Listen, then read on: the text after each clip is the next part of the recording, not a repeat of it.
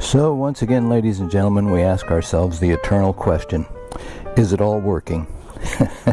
And once again, we think so. It gives all the appearances of working, but we never know until we get back to the studios at Wistful Vistas.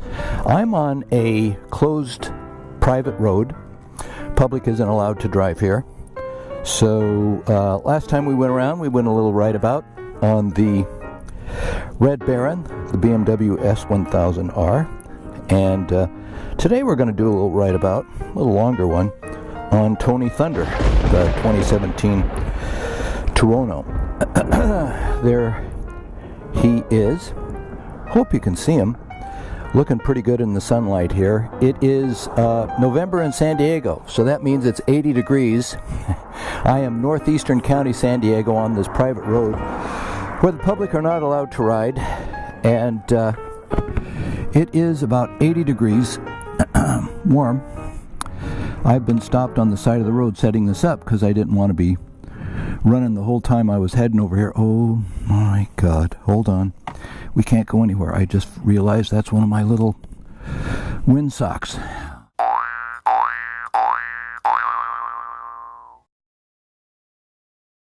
And I looked down and I noticed my windsock was rolling along the ground on my bidirectional stereo microphone. So I'll say what I said before, and that is it working? Well, we think so. We think it is. I'm using the shoulder mount today, and we're out here. Today we're going to take a ride on Tony Thunder. It's a beautiful day. We're on a private road, not open to the general public. So you don't have to worry about any issues with traffic regulations, that sort of thing. And I'm going to back out. I do not want to go through that gravel. Nothing like picking it up on your bike. There we go. Will you hear this? Oops, I'm stopping traffic. Sorry.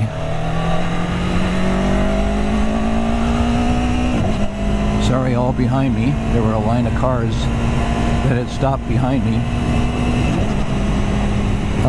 Probably not my wisest move there. I did not pick a great place to get all this lash up set on. So, anyhow, we are rolling. As I say, private road closed to the public, so we can enjoy ourselves. Although, at my vintage, I may not have to hit the speeds that some of you other people do to have quote-unquote a good time. So we're just going to rock along here. This is a beautiful curved road. This leads from generally the 15 freeway back out towards Ramona. And it's got some wonderful curves. Nice place to work Tony's chassis a little bit. Chassis. Or chassis. I don't know how you say it in England for all you metric English people out there. But we say chassis in the United States. That's why it rhymes with classy. Bike riders come down here. Now I got to admit, this part right here is for me a little intimidating. We're going through a pretty steep climb. I know these don't show up too well on videos, but we're actually going through a pretty steep climb up here, and if I look out to the right, it's quite a drop-off. So you go down there and the motorcycle becomes the least of your worries, quite honestly, and I'm always conscious of that. They do put a guardrail right here. I do not know why. I don't know why they decided that that was the most likely place. Maybe somebody decided to go off there. Not too sure about that, but somebody decided that some official, I'm sure, somebody from the traffic authority said, hey, that's where we got to put a guardrail, so we'll put it there. Whoopsie. A couple of bumps there. That's the other thing about this road. It is not the smoothest. Oh, I love that V4 torque. So what I've found on these roads, some notes about riding this monster. The Baron being a little more revvy, 4-cylinder, is generally happy with quite a bit more revs than you'll need to put on with a V configuration motor, either V4 or V-twin. But this one, you can go in and wrench it back up and going again from 4,000 RPM. You can feel that torque just kind of gradually pull you along. Gotta stand up a minute, I got a little hip thing there. I don't know why, but I do. So what I have found when I'm in a twisty technical bit on this machine, by the way, off to the left there where that lucky Corolla driver is going, is another wonderful road. It's a little longer than what we're going to take today, but it's got some great curves. So anyhow, as I say, I find myself generally rolling along second, third gear, and this machine's gearing is seemingly very well suited to cruising in that range. Got some hoop-de-doos here, back from my desert riding days. A lot of fun. Yeah, you kick her up in 20, let's say around 2,000-3,000 RPM in the machine. It won't stumble all over itself. It'll just reach right down in and pull itself out by the tree stump, which is the nice thing about torque as opposed to sheer horsepower. Of course, the interesting thing is that the Tuono has both. Tuono has horsepower and torque, so it's not like you're making huge compromises for either. Sort of funny, but the Baron, being a four-cylinder, as I said, is generally not as happy reaching down into himself. But then again, you just select a higher gear and roll along and keep it up in that gear and enjoy the aspects of motorcycling from a little loftier percentage RPM-wise. Whoop-de-doo! Oh my goodness, brings joy to the world. And we're not going to get up, we're not going to push for absolute speed records between these turns here, these turn apexes, because these roads are patrolled. They're patrolled by aircraft, and the other patrol is that occasionally someone from the other lane, I don't know who they are, as I mentioned, this is a private road, but somebody from the other lane will be drifting over, I don't know, answering a text or screaming in the backseat at the kids to shut up and stay in their seats or something. But they'll drift over, and you're working on hitting that perfect apex and thinking, oh man, I'm such a stylish, good rider, and ne'er the twain shall meet. So you've got to be a little careful of that. Doesn't mean you can't have fun, which we're endeavoring to do here. We're endeavoring to have some fun. I will, in fact, show you the location of I'm going to call it a semi-crash. This was a semi-crash. Whoa, a little rough road there. Hey, nice little Porsche. Semi-crash on my old MB Agusta. What happened is I made the rookie mistake, and the usual rookie mistake is to carry too much speed into a corner. So what you want to do, in my experience, is enter a corner so that you actually are braked and well set up beforehand, and that you can accelerate through the corner. That gives you the maximized traction, keeps the rear wheels driving, lightens up the front end steering load, and is probably the quickest way for motorcycles and cars if you're absolutely interested in max corner speed. So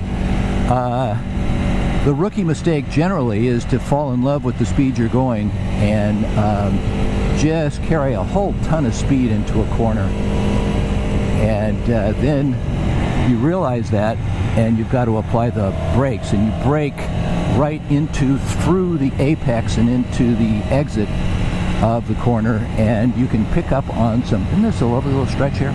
You can pick up on some object fixation while you're doing it. That is, you lose track of maintaining the road and making the turn, and become more concerned on the immediate control aspects of the machine, motorcycle, car, and your attention is generally like 5 feet ahead of you, 5 or 10 feet ahead of you. Well, 5 or 10 feet ahead of you, you're already there, so you need to be focused a little further out than that.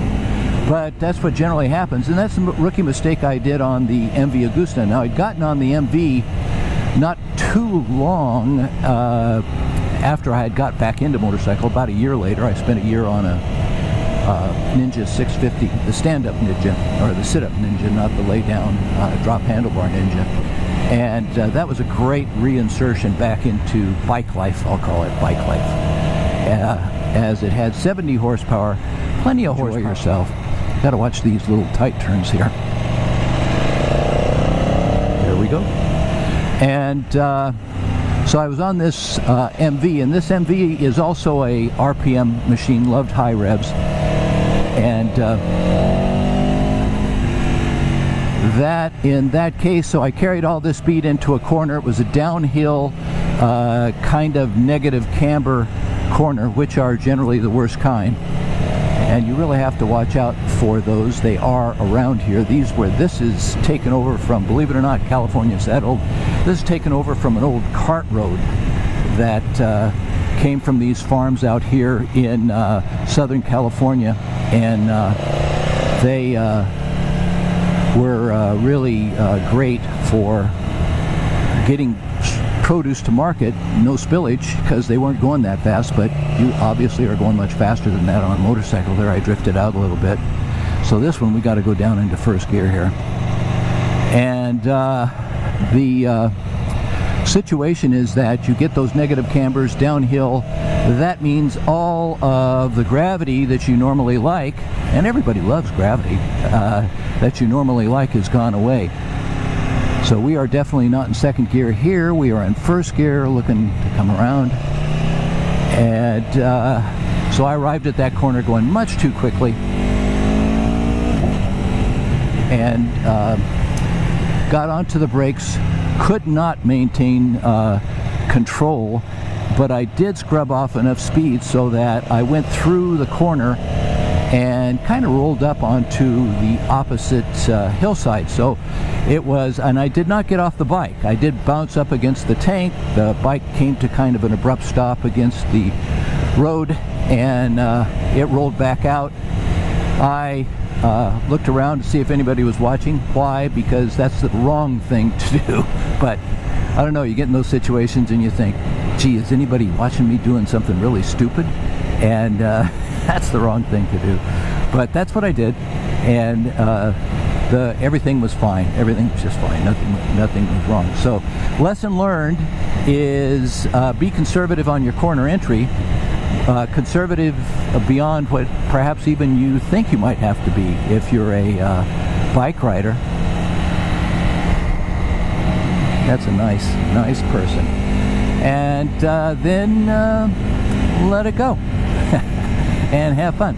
So also I might mention that MV was a 3-cylinder. I love that fact. It's a triple cylinder, so it also was a revvy little guy. It loved to go quick. That was thanks to my good friend Ann Brennan.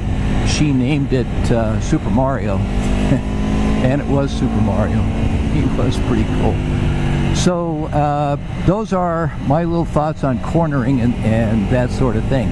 Now we pop out of the coastal side of those hills, and we come down on the other side of this private road, and we look out into the Ramona Valley, which is almost, I'm going to say, breathtakingly beautiful in its California sort of way. Those are not Alps, I understand. We do not get to look at the Alps, but nonetheless, that's a not inconsequential mountain out there.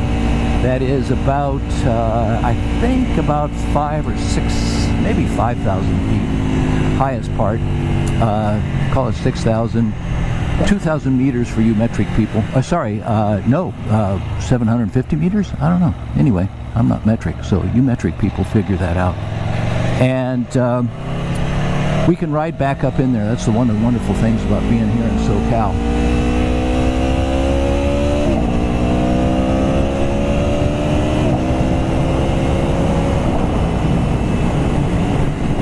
Tony loves to rip it, and we rip it.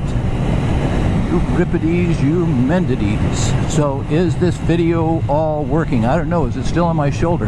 Yeah, camera's there. I feel it. I have no clue what you're seeing. Well, I do kind of have a sense of what you're seeing. You're seeing a lot of the side of my helmet. That's the drawback to this shoulder mount. And I'm going to work on better mounts. That probably the best place is on the front of your helmet. Problem with the front of your helmet is you get a lot of the jerkiness as somebody's head looks side to side as they're looking for a car coming in the opposite direction, that sort of thing. Like we're going to come up here and turn right, so we're definitely going to scan left to see if there's a car coming in from that opposite direction, and there isn't. But so you get undamped, you get that quick head jerk, and the film looks pretty jerky as you're going back and forth. So that's the drawback to that helmet mount, particularly on the top of the helmet, which might be the best view of all, actually. But I do have a couple of gimbals, and I want to try those gimbals out on an actual ride. I've done a short ride with them, but I want to try the gimbals out on a longer ride. Here we go. So I'm going to give those a shot. I'm going to head into Ramona, put some fuel into this guy. That's exactly what the Tuono says. In fact, there was a photograph on the net a while ago, and it said Tuono in its natural environment, and it was a gas station. That's kind of unfair, kids. Come on, it's unfair. I've used some really performance machines, for instance, that this thing is in the, we'll call it mid-low 30s fuel mileage. I'm probably doing better than some people because I am not the hot shoe. But still, for a motorcycle, that isn't necessarily something you're going to brag and send home to mom about. However, you know, compare that to a GT3 I once had that when you got on it, when you're doing track driving, you're getting 6 to 8 miles per gallon. So there's a big difference there. Okay, you'll get to see part of the draw, the attraction to me for motorcycle riding, why it is so visceral and in the now moment. The old saying goes, you don't see motorcycles parked in front of the psychologist's office. Psychiatrist? Psychologist? Not sure. Mrs. Cooper, the ex-hospital CEO administrator, is going to have to tell me the correct usage of that term. And but it does give you a flavor for what's so darn fun about riding out here, particularly in San Diego. We're coming up to a stop sign now, so I will probably cut most of the rest of this out, or at least to attempt to. That's a little ride for you.